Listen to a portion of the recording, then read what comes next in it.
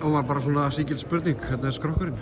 Skrokkurinn góður, allt í standi, bara frekar ferskur. Þú náttúrulega missar að síðasta stórmóti. Geturðu lýst tilfinningunum hvernig var að fylgjast með strákunum fyrir árið síðan? Já, þú veist, það er bara ekki gaman sko, að vera ekki með. Þú veist, þú ert vanlega hana, þannig að það er öllu betra að vera með og það er bara mjög mikið til. Góður árangur á síðasta stórmóti, það er náttúrulega eini tapleikur móti Króatíu og við þurfum einhvern veginn að þið verður náttúrulega komast hjá því að lenda aftur í þannig leik. Gætu mætt Króatíu í milliriðli. Þið eitthvað byrjar að undirbúa okkur á gegn 5 Við erum aðalega að taka bara riðilinn sko, en við munum undirbúa okkur undir allt og við verðum klárið með svör þegar þess þarf. Það veitum við Gísla á hana sem ég spurði hvort að sóknarleikur hans myndi breytast eitthvað með tilkomu þinni. Þeir náttúrulega eru búin að spila lengi í Magdeburg og eru bara eitt heitasta lið í Evrópu og jafnvel bara í heiminum, útfyrir sigurgang og allt það, en við heima erum alltaf svona einhvern veginn að leita útskýringa hvenær við fáum að sjá Magdeburg, Ómar með landsliðinu.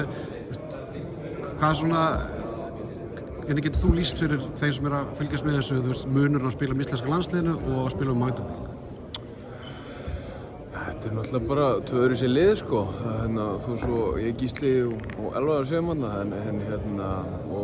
áherslan er ekki alveg eins, en einhverju leyti svipaðar, en við notum alveg fullt á báðum stöðum, þannig að það getur alveg smollega eitthvað skemmtilegt sko. En maður bara svona ímyndið sér, þú veist, er miklu meiri leikreiningar hjá andstæðingurum fyrir landsleiki, þú veist, meðan að þeir kannski mæta Eisenach eða Hannover eða Stuttgart, skilur með það sem að liðin kannski bara ná ekki að undirbúa ykkur. Þannig að, þú veist, finnst þér eins og liðin þegar þú mætir á stórmót sé betur undirbúin gagnvart þér heldur þú kannski í þýsku deildinni eða slíkt?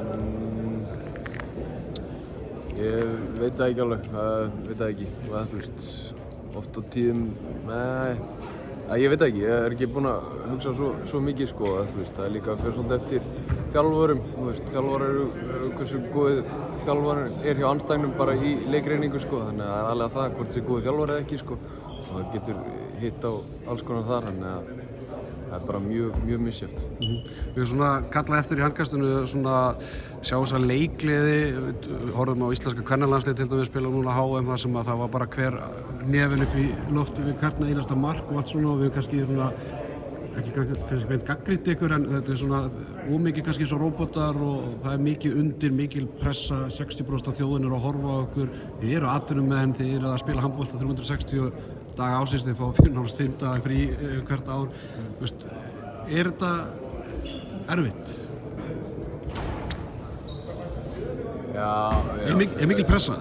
Já, þú veist, nei, þú veist, mér finnst það bara fínt og það er bara hrós ef eitthvað er sko, að fólk vill mikið en það er góða punktur með leiklið sko, þetta á að vera gaman og þetta er leikur, við erum að keppa í leik þannig að þú veist, þetta og að mínu mati ef þú nærð að hafa gaman og njóta þess að spila er líklegra að þú spili vel þannig að það er alveg gott point sko.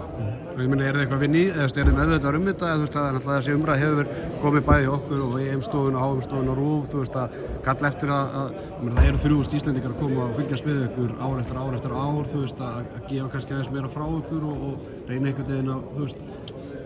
Já, þetta er meira bara hver og einn sko, að hver og einn þarf að njóta þess að spila af því að það er bara mikilvægt til þess að spila vel og þarftu að líða vel og hver og einn þarf svolítið að finna það hjá sjálfum sér að vera í réttu hugafari til að ná því fram. Við erum að ræða í síðasta þætti hangast þess að Ali Jóns talaði að Ísland það er langt síðan Ísland átti jafnmiklega svona breidd í útilínunni hjá leikmenn fyrir stóru liðum og í miklum hlutverkum.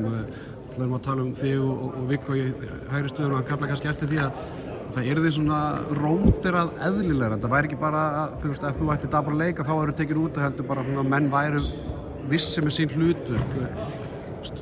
Ert þú bara klár í að spila 60 mínútur leik eftir leik eins og gerðist þig á Gumma eða myndir þér líða betur að vera með svona ákveðið hlutverk sem þú vissir bara þú veist, Viggo er að taka við núna ekki af því ég er lélegur heldur bara, þú veist, við erum að stefna á að ná x langt, þetta er langt mót, stuttum milli leikja og allt það, sérðu eitthvað svona Sérðu fyrir þér að það verði þannig núna eða ertu bara að fara að leiða liðið áfram þangað til þú springur? Já, ég held að hver og einn vilji bara spila sem mest sko og fara að leiða, þú veist, innan svona ákveðin ramma sko, þannig að það sé ekki, þú veist, að fara að meiðast sko, þannig að þú veist, það er kannski meira fyrir Snorra að ákveða ykkur rútínu á því sko og Þú ert allavega ekki kallast eftir því. Nei, þú veist, eins og ég segi, ég held að hver og einn vilji spila sem mest og en oft á tíðum vita flestir að það er ekki hægt að kannski spila alla mínútur í öllu leikjum, þannig að við skulum bara sjá hvernig það verður, og það er meira Snorra svona að stýra því sko. Byrjum á Ítalíu, svo Pólandi, við tölum þetta sem formsatriði. Þetta því ósammála skilur mig, en þú veist, það skellur að vinna ekki þá leiki, en svo koma þessir helds Ungverjar, það er bara eins og við séum bara alltaf að mæta þeim á stórmóti. Þegar þú hugsar Ungverja, hvað kemur upp í hausinn að þér? Já, þeir eru bara góðir, þeir eru klókir líka, þeir eru með góðan þjálfara, mjög góðan þjálfara og þeir eru alltaf vel undirbúnir og þeir eru vel samstilltir líka. Þú veist, þeir eru og svo eru bara stóri, þannig að þú veist, þetta er svona match-up sem er erfitt fyrir okkur. Við erum ekki stærsta liðið og þeir eru með mikla skrokka sko, þannig að þú veist, þetta verður töff.